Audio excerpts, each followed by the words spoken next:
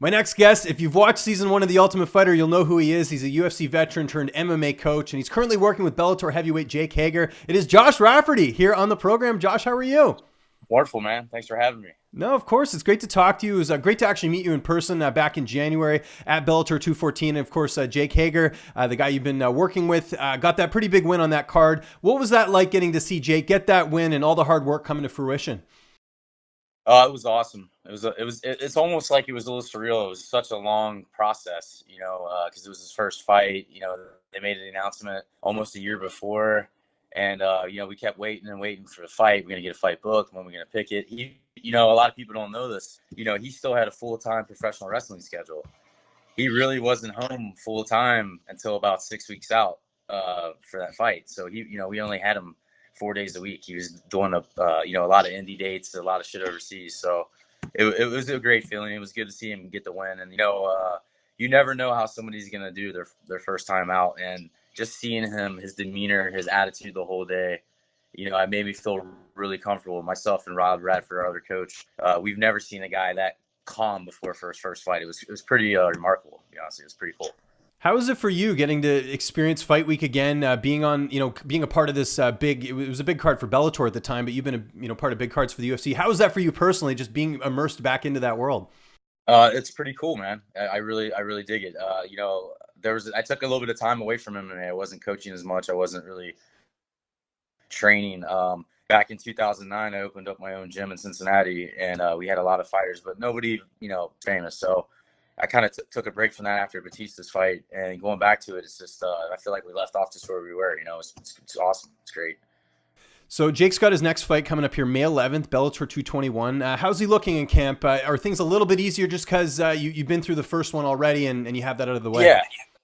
Yeah. I think we kind of got a feel for each other and a vibe of how he likes to train, what we want from him, what he's getting from us. We kind of gel together a little bit better now.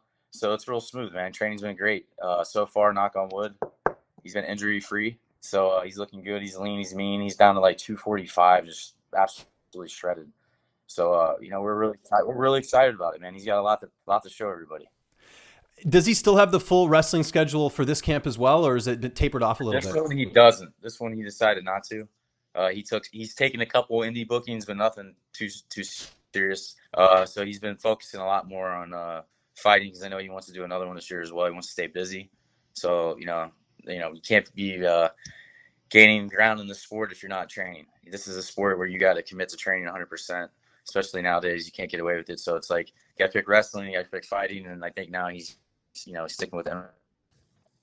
And last time it was J.W. Kaiser. This time it is T.J. Jones. What do you know about him as an opponent? How do you feel like Jake matches up against him here? I feel like he matches up fairly well with him. TJ's a big guy. He's bigger than Jake, actually. I think he might be a little bit taller. He's 265. He's a big puncher. So now you're getting to these fights where you're fighting these guys that are so damn big, and all of them hit hard. And this guy's got a good set of tools. He definitely has some ability. So it's going to be a good fight for Jake. It's going to be a good test. But I like where he's at. I think it's a good matchup for him. Who are some of the training partners Jake is working with for this camp? Oh, man, we've had a variety of guys. We have a kid from Africa who's undefeated amateur boxer now. He's 6'7", 240. He's really good. We have a bunch of guys from Ybor City Jiu-Jitsu Club. Guys, a lot of guys you haven't heard of. Not a lot of famous guys. We even had a guy from the Green Bay Packers, a kid named Danny. He's a fullback for them, coming to train with us for a few days just to have some different freaky athletes, freaky strength guys thrown at him. Just a good mix. A lot of boxing. He came up, did a lot of his camp in Cincinnati. So there's some really good boxers in Cincinnati up here as well. So working on boxing a lot. And I know it's still early, second pro fight for him, but how soon do you think we could see Jake fighting some of these bigger names, just with what you've seen in the gym and his skill set? I definitely think he belongs in there with those guys. It's just a matter of timing and what makes sense for him and as well for the promotion, what they want to do with it. But I think down the road here in the next few fights, he's let's be honest, he's 37 years old. He's late to the game. He's had 12 years of professional wrestling in WWE. So he wants to get on it. He wants to get it now. He wants to fight some tough fights. He's in here to, to challenge himself and to make money. So the big fights make sense for him. Ideally, how much would you like to see him fight a year? So this will be the second fight. Would you like to see him get 1 or 2 more in? What's sort of the plan after this? It kind of depends on this one. Definitely one more. Definitely one more. But I mean, if he goes through this one injury free and feels good, and we can get a quick turnaround, I mean, at this point, it's experience. He needs to get experience, like anybody. I know he has a big name, and he was the NCAA All American and all this stuff, but he still needs to get experience, just like any fighter. So one more would be great. 3 for the year would be great. 4 would be awesome. So that's kind of up to him and Bellator as well. Any other fighters you're working with, MMA fighters that is, that you want to plug here? Maybe some people we haven't seen yet that could be doing big things. We have a couple amateur guys up in a little bit. There's a real good kid named Dave Torres. He trains with us. He's a 205er. I think he's 4-1 or 5-2, something like that, amateur MMA. But that's about it. I don't really work with a lot of that many MMA guys, to be honest with you. I have another job that I do. I work for another business, a medical group, and I have a pretty big personal training company. So it's like that gets a lot of my time. I work with a lot of guys from WWE. I was training a guy from Tampa Bay Lightning, Tampa Bay Bucks, a football player for a while. So I have different athletes from different sports I work with. But right now, Jack Swagger has all my attention.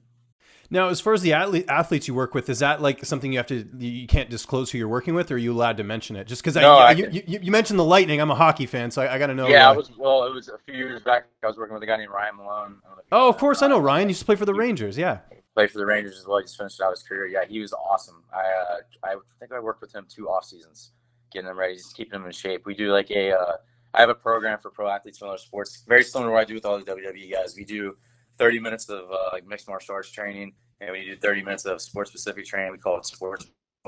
It's a training program a friend of mine developed, and I over the last few years. So that's kind of what I do with the guys. It's really cool. I just started training Chris Jericho. Just started working with me. He has a big match coming up, and I just was working with Dave Bautista for the last WrestleMania, getting him ready, prepping a lot of guys, doing different stuff. So that stuff always is fun for me. Yeah, you're everywhere, man. Let's get into pro wrestling. So I want to talk about Lucha Underground. Ivelisse, she was saying that she wanted to take an MMA fight. How do you think she would do in MMA? She would be awesome. She's really good. She's a really good pro wrestler. She's really good. I think she has some issues with her contract or something like that. But she's another one. There's a lot of people, especially females, that I feel like in pro wrestling that could cross over and do some MMA. There's some really, really athletic girls, really strong, and super talented. Both ends of the camera. Is there anyone specifically in WWE that you think that you've spoken to that you think would be open to crossing over to MMA? Oh man, I don't know. I think a lot of guys are kind of happy where they're at.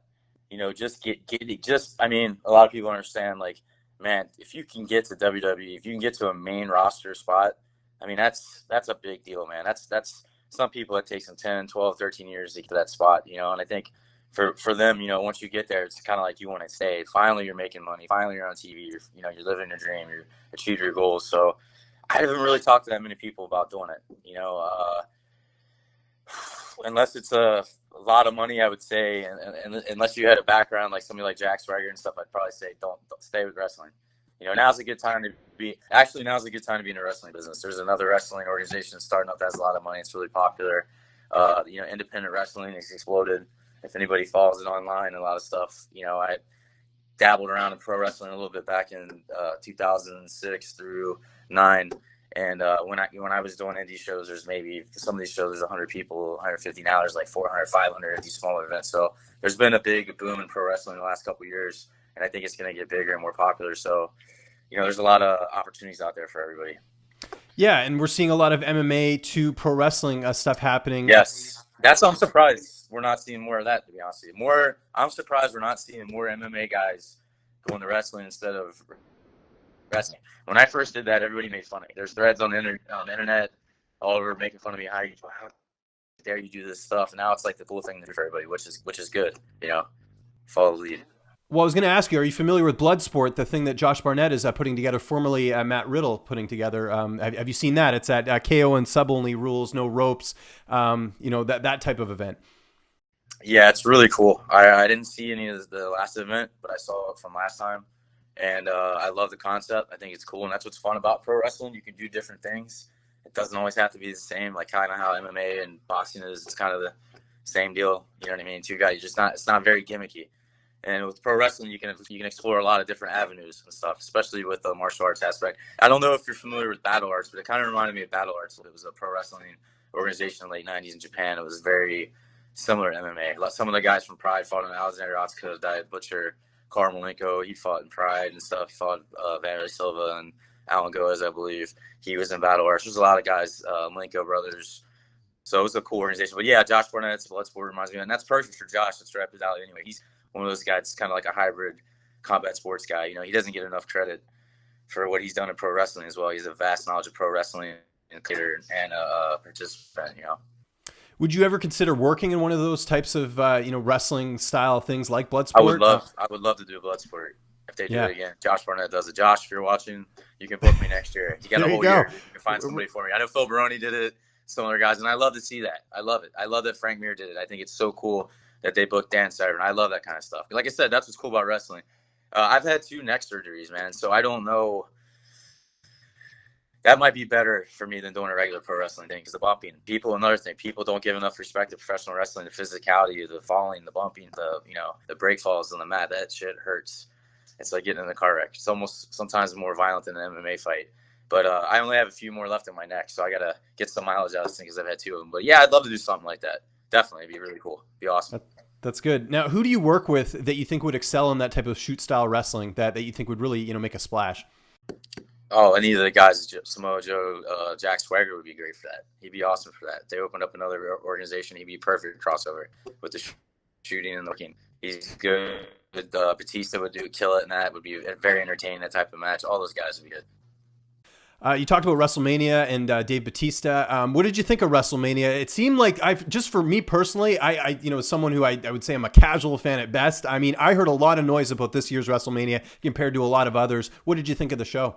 It was great. It was 8 hours, so that was a little long. Right. Probably shorten it a little bit. Although MMA fans, I mean, we stick around for hours to watch stuff, but yeah, 8 hours is a lot. Yeah, you do. You watch the prelims sometimes and stuff, but 8 hours, man, if you sit there, it's a long time. And then you have little kids. You think all those little kids, the show's going to midnight, 12:30, you got school the next day. But overall, I don't want to complain about that. I don't complain about wrestling. I thought the show was great. Those guys all killed it. I love some of the matches. Obviously, Dave and Triple H was fantastic. The women's main event was cool. Hard spot for them. You got 8 hours of wrestling, and you got to close out the show with all those fantastic matches. It's pretty tough. They pulled it out. They were pretty good. Trying to think what other matches I watched. Yeah, for the most part, I liked all of it. It was really good. It was really good, and it's cool to see it. The stadium and how many people. You have 80,000 people there. It's unreal. It's unreal, man. It is, and it's good to see it reach like different boundaries too. Like as far as audiences, different audiences, I should say. I thought that was the coolest part. Everyone was talking about WrestleMania on Monday. Yeah. I really think it's kind of getting back and creeping kind of in pop culture again. You know what I mean? Like with pro wrestling, where the average fan or average people are watching it. Maybe they might not watch every single week or know the entire roster, but they know Ronda Rousey, they know Roman Reigns, or Triple H, Batista. So it's cool. People are getting back into it. It's good. What's your favorite storyline in wrestling right now? Is there one that stands out? You know what, man? I haven't really watched anything since WrestleMania, to be honest with you. I've had so much other stuff going. I haven't watched a lot. But I just try to watch where my friends are, or the guys I train. With anything that Samoa Joe does is great for me. Finn Balor's a good buddy of mine. All those guys, Sheamus, all those guys are real cool. But I'm really trying to follow the stuff of wrestling right now. I think it's pretty cool. I have some friends that work there, and of course, I train Chris Jericho, and he's one of the main guys. Stuff. So I'm kind of really curious to see what's going on with those guys. That's gonna be really cool. They have a big show. When is that? In May, end of May, Vegas. They sold out the MGM like 10 minutes, so it's pretty impressive, man. So I'm kind of looking forward to that. That's kind of what I'm following right now. Some unfortunate news. I got to bring this up just because he was a cast member of yours. Loden SinKade, unfortunately passing away. Just your memories of him. Being in the house with him, and when was the last time you spoke to him? Because I know he's obviously a different character. Yeah, he's a unique guy. Sitting here talking about him, thinking about him, but I saw him maybe 2 years ago. A class at a friend of mine's school in Clearwater. It's called MMA. And I walk in the gym, and he's like the first guy I see. I'm like, what the hell are you doing here, man? I thought he lived in Los Angeles still. he was in Clearwater. He moved to Florida, which was, you know, it's like 45 minutes from our house. So we sat there, gave him a big brother hug, talked. He looked great. He was in shape. He was training every day. I think he was trying to come back and maybe fight again.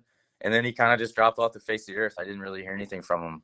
And the last I heard, he was just going to AA, trying to, he has a lot of demons. He had a lot of demons, unfortunately.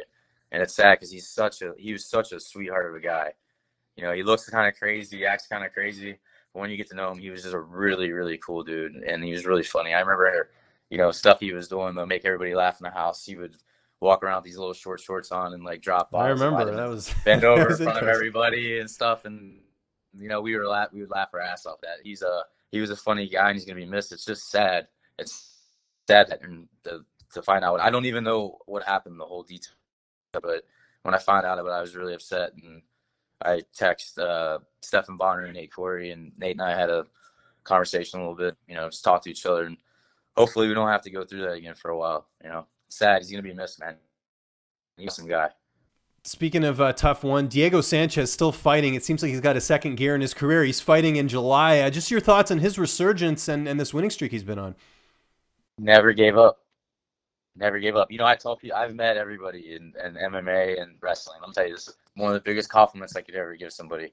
Diego Sanchez believes in himself more than anybody I've ever met. Ever. And anything. Any athlete. Guys I've trained in the NFL, anybody, baseball, football, college, does not matter. That guy believes in himself. Day one, he thinks he can be the world champ still. That's the coolest thing about him, and you see that, and it's like it's almost firing me up right now to go train. His attitude, his outlook towards the sport, none of this surprises me. Any of the guys from Tough One, I'll tell you, anybody that knows him, or any of the guys that train with him, I bet you, just none of this surprises me. He's a machine. Mind is so strong. Well, I'll leave you with this. What MMA fighter do you think would make a good transition into pro wrestling? Just anyone that you've worked with. Or maybe someone that you know that you haven't worked with that you think could make a splash. I always thought there's a bunch of guys I thought would have been good. I thought Chemo would have been good back in the day. He didn't do it. I never worked with him or don't know him. But Andre Arlovsky, I was surprised he never did it. Being the Russian, how big he is. Bigfoot Silva, I thought would have been good. Let's see, who's in the UFC right now? I thought Josh Koscheck would have been awesome at pro wrestling. He would have been really good. I'm trying to think who's in the UFC right now to be good. Who's big? That's about it off the top of my head. No, those are good names. I like all the reasonings too. Dude, those guys would have been perfect for it. Especially Bigfoot. He would have been great. Andre, all those guys would have been good. And this interview was awesome, man. Josh, I can't thank you enough for joining me again. It was great to talk to you. Just remind people where they can get a hold of you on social media. Anything you want to plug, any sponsors, any social media, any of your businesses. The floor is yours, sir. Okay, cool. If you guys want to check out any training or any of the videos to do with the guys we talked about, I'm on Instagram. It's at @JoshRaff_. That's my Instagram. That's about all I mess with on social media. I don't really do much anymore. So if you want to get a hold of me, that's the best way to get a hold of me.